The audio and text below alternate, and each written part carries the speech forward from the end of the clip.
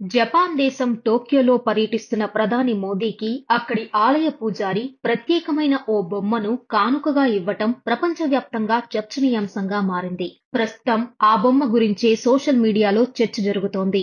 అసలా బొమ్మ ప్రత్యేకత ఏంటి? ప్రధానికే ఆ బొమ్మ ఇవ్వడం వెనుక ఆంతర్యమేంటని మాట్లాడుకుంటున్నారు. ఆ బొమ్మ పేరు దరుమా డాల్. జపాన్ సాంస్కృతిక చిహ్నాల్లో దరుమా డాల్ ఒకటి. అదృష్టం, పట్టుదల, స్థిరత్వానికి ప్రతీక ఇది.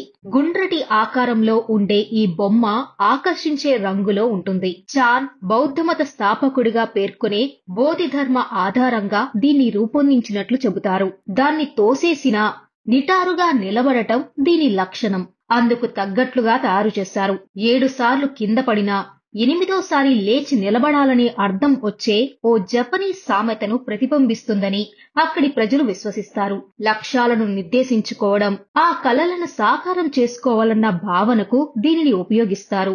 ఇంకో విషయం ఏమిటంటే ఈ బొమ్మను కొన్నప్పుడు 2 కళ్ళు తెల్లగా ఉంటాయి. కొన్న వ్యక్తి ఏదైనా లక్ష్యం పెట్టుకుంటే బొమ్మ ఎడమ కంటిని నల్ల రంగుతో నింపాలి.